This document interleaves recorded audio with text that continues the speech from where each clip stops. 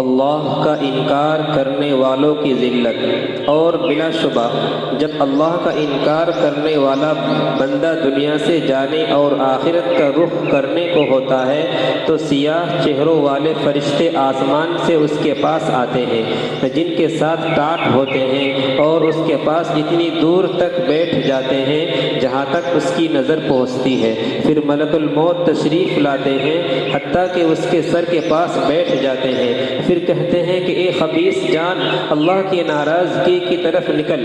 ملک الموت کا یہ فرمان سن کر روح اس کے جسم میں ادھر ادھر بھاگتی پھرتی ہے، لہٰذا ملک الموت اس کی روح کو جسم سے اس طرح نکالتے ہیں جیسے بوٹیا بھوننے کی سیخ بھیگے ہوئے اون سے صاف کی جاتی ہے، یعنی اللہ کا انکار کرنے والوں کی روح کو جسم سے زبردستی اس طرح نکالتے ہیں جیسے بھیگا ہوا اون کانٹے دار سیخ پر لپٹا ہوا ہو اور اس کو زور سے کھینچا جائے۔ پھر اس کی روح کو ملک الموت اپنے ہاتھ میں لے لیتے ہیں اور ان کے ہاتھ میں لیتے ہی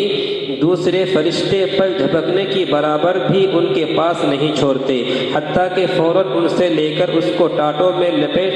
دیتے ہیں جو ان کے پاس ہوتے ہیں، اور ان ٹاٹوں میں سے ایسی بدبو آتی ہے جیسے کبھی کسی بدترین سڑی ہوئی مردہ نعش سے روئے زمین پر بدبو پھوٹی ہو۔ وہ فرشتے اسے لے کر آسمان کی طرف چڑھتے ہیں اور فرشتوں کی جماعت پر بھی پہنچتے ہیں، اور فرشتوں کی جس جماعت پر بھی پہنچتے ہیں وہ کہتے ہیں کہ یہ کون خبیث روح ہے۔ وہ اس کا برے سے برا نام لے کر کہتے ہیں جس سے وہ دنیا میں بلایا جاتا تھا کہ فلاں کا بیٹا فلاں ہے، حتیٰ کہ وہ اسے لے کر پہلے آسمان تک پہنچتے ہیں اور دروازہ کھلوانا چاہتے ہیں مگر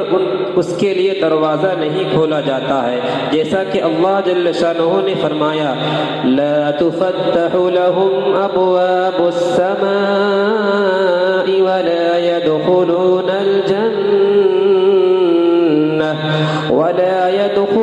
الجنة حتى يلج الجمل في سم الخياط۔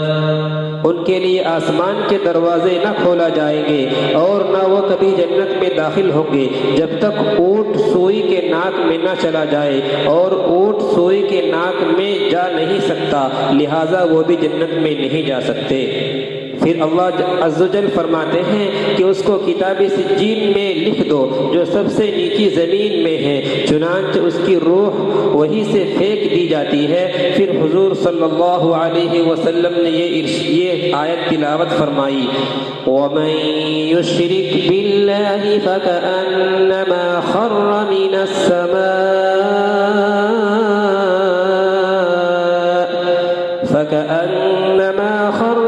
السَّمَاءِ فَتَخْطَفُهُ الطَّيْرُ أَوْ تَهْوِي بِهِ الرِّيحُ فِي مَكَانٍ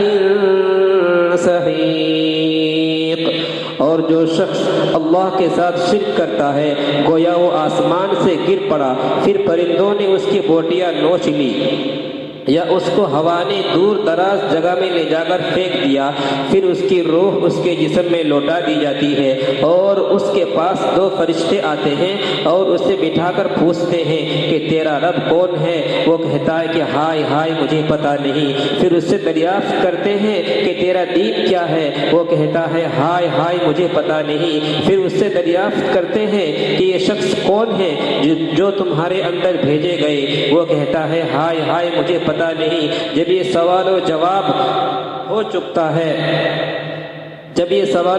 ہو چکتے ہیں تو آسمان سے ایک منادی آواز دیتا ہے کہ اس نے جھوٹ کہا، اس کے نیچے آگ بچھا دو اور اس کے لیے دوزخ کا دروازہ کھول دو۔ چنانچہ دوزخ کا دروازہ کھول دیا جاتا ہے اور دوزخ کی تپش اور سخت گرمی لو آتی رہتی ہے اور قبر اس پر تنگ کر دی جاتی ہے حتیٰ کہ اس کی پسلیاں چپک کر آپس میں ادھر ادھر چلی جاتی ہے، اور اس کے پاس ایک شخص آتا ہے جو بدصورت اور برے کپڑے پہنے ہوئے ہوتا ہوتا ہے، اس کے جسم سے بری بدبو آتی ہے، وہ شخص اس سے کہتا ہے کہ مصیبت کی خبر سن لے، یہ وہ دن ہے جس کا تجھ سے وعدہ کیا جاتا تھا۔ وہ کہتا ہے تو کون ہے؟ واقعی تیری صورت اسی لائق ہے کہ تو بری خبر سنائے۔ وہ کہتا ہے کہ میں تیرا برا عمل ہوں۔ یہ سن کر وہ اس ڈر سے کہ میں قیامت میں یہاں سے زیادہ عذاب میں گرفتار ہوں گا، یوں کہتا ہے کہ اے رب قیامت قائم نہ کر۔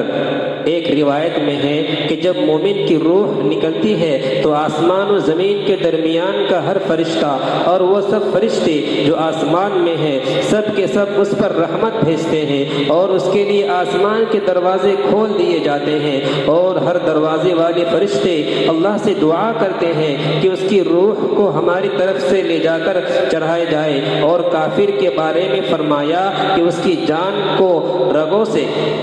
اور اللہ کی نافرمانی کرنے والوں کی